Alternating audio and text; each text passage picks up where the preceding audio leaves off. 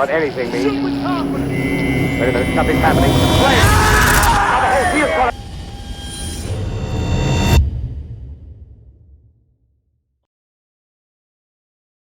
Alright, so the San Antonio Spurs have an elephant in the room, and it's rarely talked about, rarely addressed, and grossly ignored. While Wembanyama is a good distraction from some of the underlying issues that the San Antonio Spurs may have, it is apparent that without this one piece, they could find themselves in the same exact situation post their 2007 championship run. So, what is it that the Spurs need in order to be on top again? Well, before discussing the most pressing need, let's talk about the most obvious. Anyone in their mother's mother, and mother's mother knows that the San Antonio Spurs undoubtedly need a point guard.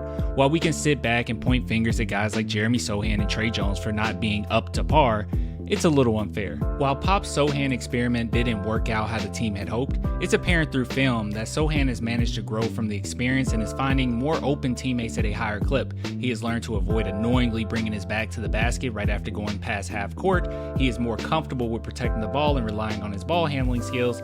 Not only has he learned from the situation, but the San Antonio Spurs have learned that he is not a Ben Simmons or a LeBron, realistically closer to a Draymond Green as far as a connector. Now, as far as Tre Jones is concerned, he may not be the best point guard out there, but that was never the Spurs' intentions to begin with. He is by far the perfect and quintessential backup point guard. He has shown great leadership, vision, and has even improved in the area of his game that's been missing since college, and that's shooting. He has improved from 28% last season to a staggering 33% behind the arc.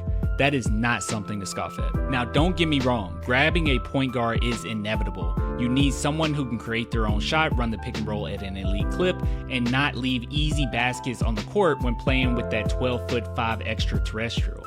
There are plenty of options to make this happen, some better than others. You can go after Trae Young, Darius Garland, Dilly, or even completely wait until the stacked 2025 draft, especially since Tre Jones has shown that he can hold the fort down at least temporarily.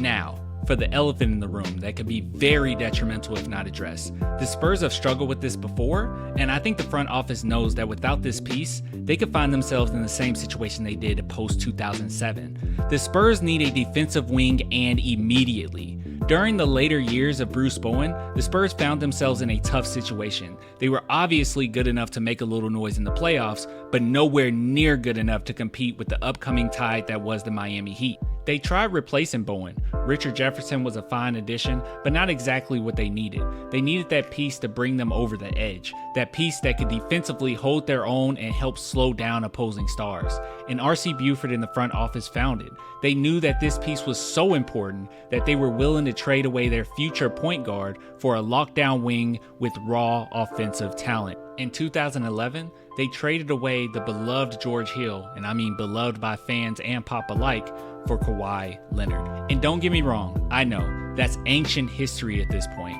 The landscape of the NBA looked so much different a decade ago than it does now. So why is this piece still important? Why should the Spurs break their backs to find another defensive wing? Well, while many things have changed in the NBA, one thing has remained constant, and I would argue even more prevalent today.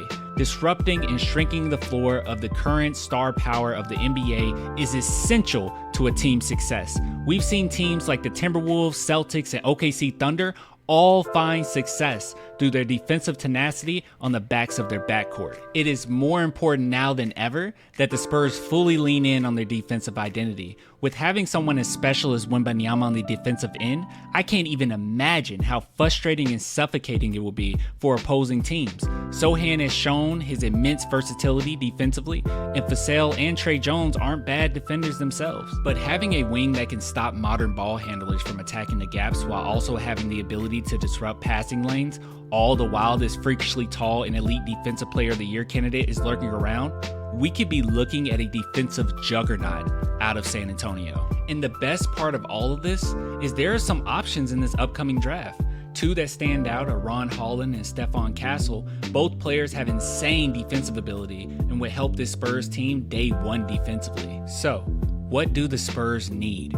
They need someone that won't allow point guards to do whatever they want behind the arc. They need someone who can make Steph Curry look like Seth Curry. They need their next Kawhi Leonard.